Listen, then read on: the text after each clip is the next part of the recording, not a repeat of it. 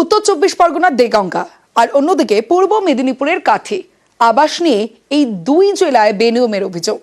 দেগঙ্গায় কলসুর পঞ্চায়েতে গোলমাল, অন্যদিকে কাঁথিতে বিডিওর বিরুদ্ধে অভিযোগ বিজেপির, আর অভিযোগ মানতে নারাজ বিডিও।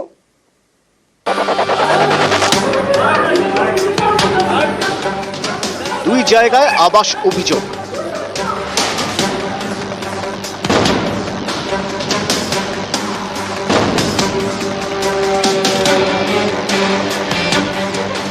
দেগঙ্গার কলসুর গ্রাম পঞ্চায়েত এলাকা, এখানে আবাস নিয়ে বেনিয়মের অভিযোগে পঞ্চায়েত অফিসে গোলমাল।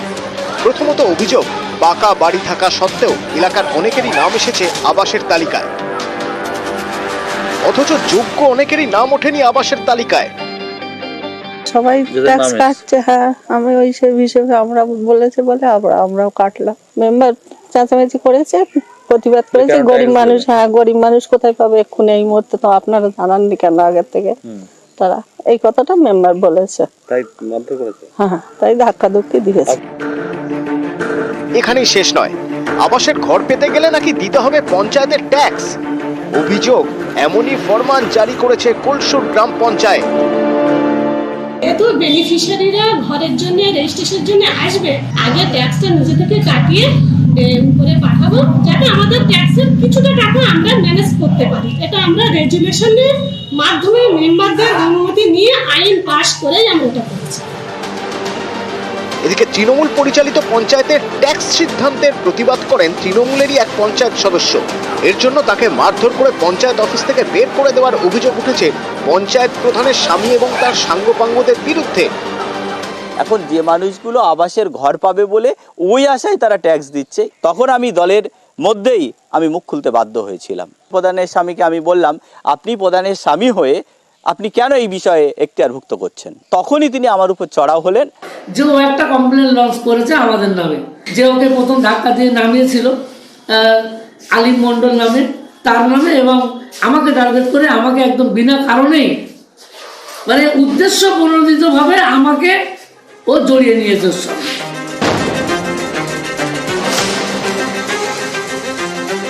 পূর্ব মেদিনীপুরের কাঁথি 1 নম্বর ব্লক, এখানকার বিডিওর বিরুদ্ধে আবাসে দুর্নীতি পক্ষপাতের অভিযোগে সরব হয়েছে স্থানীয় বিজেপি নেতৃত্ব।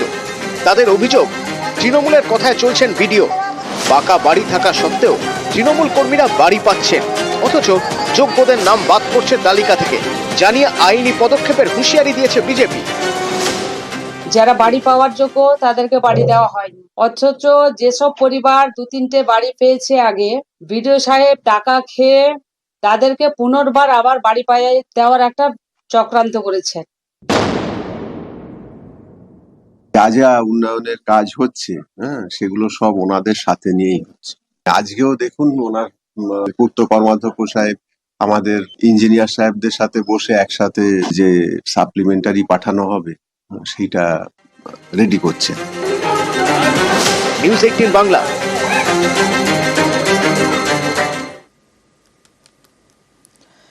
পশ্চিম মেদিনীপুরের গ্রাসেই এক গ্রাম, আর সেই গ্রামে ভাঙন ভয়।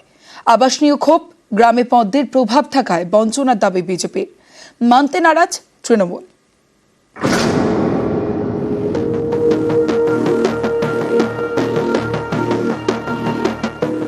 মেদিনীপুর সদরের চাঁদড়া গ্রাম পঞ্চায়েতের অন্তর্গত ধোজিধরা এ গ্রামের গা ঘেঁষে বয়ে গিয়েছে কংসাবতী নদী। অভিযোগ, দীর্ঘদিন ধরেই ধোজিধরা ভাঙন সমস্যায় জর্জরিত। ফি বছর নদীগর্ভে চলে যায় বসতবাড়ি, জমি জমা, কিন্তু বারবার প্রশাসনকে জানিয়েও সুরাহা হয়নি বলে অভিযোগ। একই সঙ্গে এ গ্রামে আবাস নিয়ে ক্ষোভ, গ্রামের একজনেরও নাম আবাসের তালিকায় ওঠেনি বলে দাবি। বছর বছর আসছে, দেখেন নেতারা দেখে চলে যাচ্ছে, কিন্তু করে দিচ্ছে না কিছু। আমরা কত করে বলবো, প্রতি বছরেই বলছি, আজ মনে হয় 10-20 বছর হয়ে গেল। নদীর ভাঙন ভেঙে ভেঙে চলে যাচ্ছে, আবার বাসা বাঁধা হচ্ছে, আবার ভেঙে চলে যাচ্ছে। তাহলে আমরা ওইভাবে কত কি করব? ডকুমেন্টস জমা দেওয়া হয়েছে, কিন্তু হচ্ছে এখনো পর্যন্ত এই তো বলে 24 সালে আসবে, 23 সালে আসবে, কিন্তু আসেনি। আমাদের একটাই সমস্যা, যে আমাদের নদী বাঁধ দিতে হবে, নদী বাঁধ দিতে হবে, রাস্তাঘাটটা করে দিতে হবে, আর আবাস যোজনা যেমন আমরা পাই। 2018 ভোটের পর চাঁদড়া গ্রাম পঞ্চায়েত ছিল বিজেপির হাতে।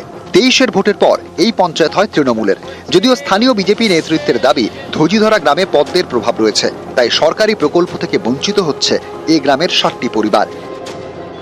কোনো সরকার পদক্ষেপ নিচ্ছে নি, যা নদী বাঁধা হবে না, ঘরগুলাকে ঘর দিলে এরা একটু সুরক্ষায় থাকবে, বা রাস্তাঘাট তো একদম বেহাল। আমাদের এখানে কোনো রাস্তাঘাটের কোনো প্রযোজ্যই নেই। প্রথম হচ্ছে ঘর, দ্বিতীয় হচ্ছে বাঁধটা অবশ্যই বাঁধতেই হবে। যদি না বাঁধটা আমরা বাঁধে দিতে পারি, এই পরিবারগুলা থাকার জায়গা একদমই নিশ্চিত নেই।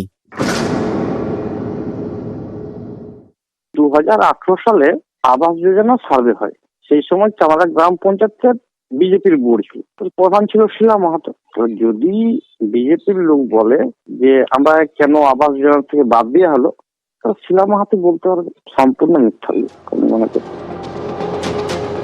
পশ্চিম মেদিনীপুর থেকে শোভন দাস, নিউজ 18 বাংলা।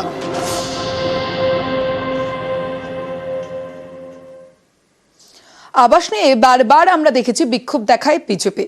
আর বীরভূমে জেলা বিজেপি নেতৃত্বের অভিযোগ, কেবলমাত্র তৃণমূলের লোকেরা ঘর পাচ্ছে, বাদ পড়ছে বিজেপি কর্মীদের নাম। এ ধরনের অভিযোগ ভিত্তিহীন বলে মনে করছেন বীরভূমেরই এক বিজেপি কর্মী। বাংলার বাড়ি প্রকল্পে প্রথম কিস্তির টাকা পেয়ে তিনি ধন্যবাদ জানিয়েছেন মমতা বন্দ্যোপাধ্যায়কে।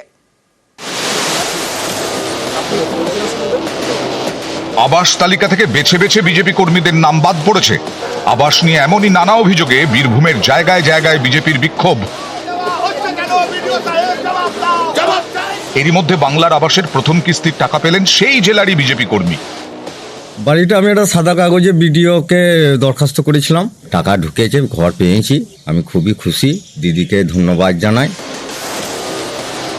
প্রধানমন্ত্রী আবাস যোজনার বরাদ্দ মিলছে না, এই পরিস্থিতিতে উদ্যোগ, রাজ্য সরকারের টাকাতেই হবে আবাসের ঘর। প্রকল্পের নাম বাংলার বাড়ি। পাকা বাড়ি করতে 2 দফায় মোট 1,20,000 টাকা দেবে রাজ্য সরকার। মঙ্গলবার থেকে প্রথম কিস্তির টাকা দেওয়া শুরু করেছে রাজ্য সরকার।